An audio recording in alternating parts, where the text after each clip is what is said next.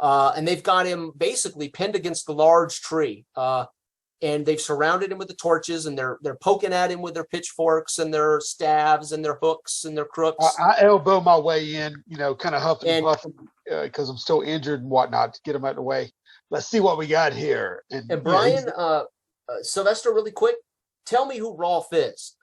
He's a soldier under your guidance. How old is this kid? Rolf is 14. He's of age. He is basically, a scout in training. Apprentice, he is right? Yeah, okay. He is within the group or the squad, if you will. Yep. That I would normally kind of probably be sent out with. And is he a brave kid or is he a scared kid? He's a bit timid. Timid. Yeah, he's still a little, especially this time of year. He understands how dangerous it is now, and it's dangerous enough when it is not winter, but even more so now. Okay, I reach over there and grab his chin and pick him up and get a look at him. Yeah, he's bring the torchlight in, and I can. I mean, it's quivering lip. It could be from the cold or from it's just but a boy. What do you hail from, boy? I'm looking him over and backing up and looking at this. He said, I am of the scout squad. I am a apprentice scout with under Sylvester. Do said it. Yeah. Okay. Right when he says Sylvester. Do said it. Right when he says Sylvester, my hand backs up off of his chin or whatever. Okay. You know where Sylvester is? He says, yes, I left him. Boy?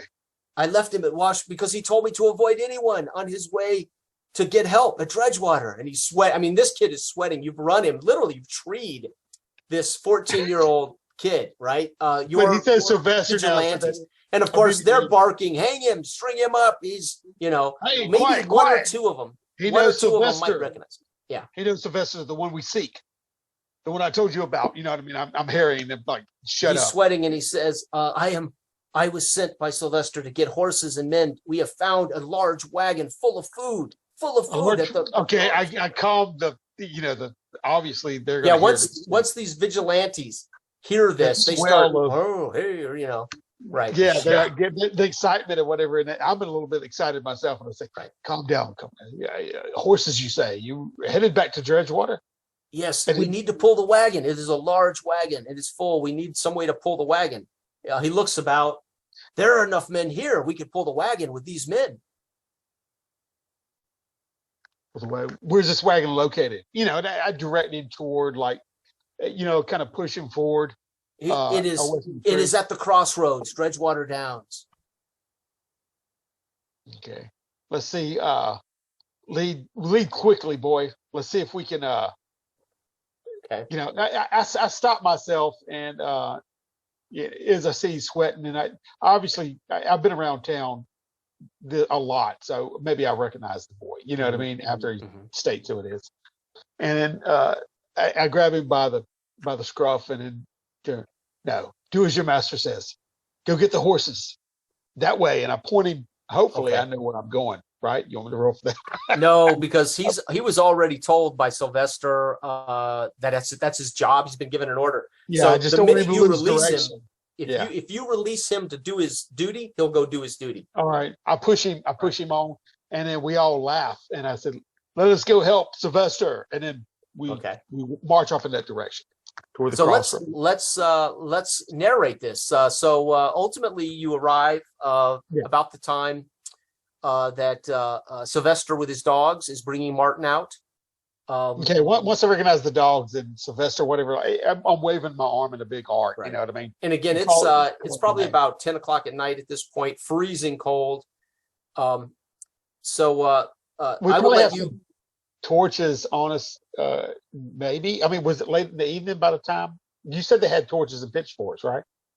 Yeah, these vigilantes, they were going out to string people up. They were going out to hunt pagans. They were going out. Yeah. So that's what I mean. If they got torches, that's what you're going to see us approaching from that direction, Sylvester. So I'll be waving and calling out your name. You probably won't see me waving my arm, but So I will let you two tell me how you get back to Dredgewater with the goods and what you do to secure the goods.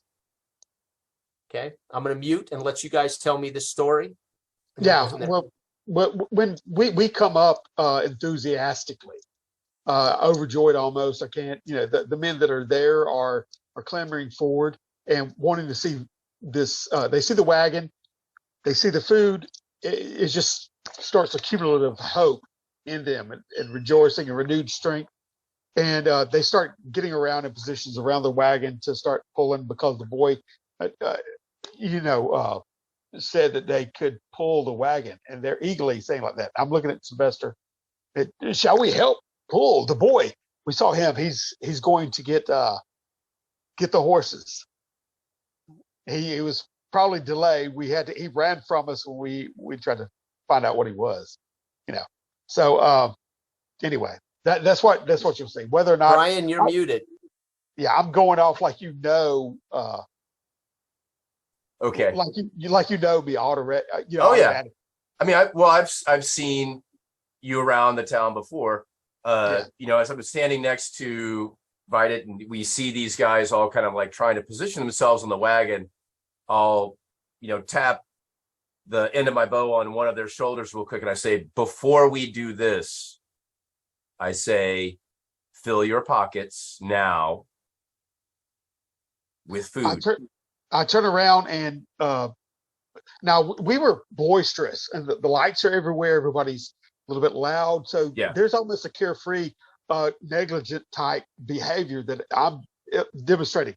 But when you say this, I turn around and then almost bark the order to them, like a second mouthpiece, and just fill your pockets with food. Do as he says. So and then once they kind of all gather that stuff together, I'm going to turn to Martin and tell him that, when we return to Dredgewater, that there is a man that I'll want you to speak with. He's a man of the cloth, but he is not as heavy-handed as our priests have been within Dredgewater with the relationship that's been going on with the pagans. And I look at Vydar and say that once all these men have gathered food, you need to put the hay back.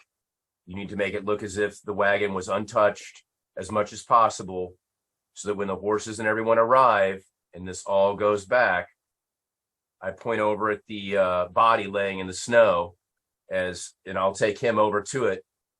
I'll pull out my side sword and give the body a thrust, since he is already dead, and say that, this is the man that I had killed, who was in possession of the wagon at the time. His cohort had ran off with the horses, and I could not stop them. Marcus and I took shelter in Washburn Arms. We saw a group coming the opposite direction from where you came from, but they split up. So the pagans have dispersed into the woods. It's what we need to tell John back at the barracks. Okay? But everybody here needs to take some kind of share to share out in the village. And then the rest of it, we're going to have to take back along with Martin. And I look at Martin and I say, is this fair enough to you? I am under your leniency. I'm in no condition to argue with you. I put my hand on Martin's shoulder and I say, leniency, we're coming back as friends, right, Martin? We are friends, right? With this, he smiles, kind of looks at you quizzically, like, really? Yes, indeed. We have captured this wagon from von Mortzman. Okay. Now, That's do my you story. want to take the wagon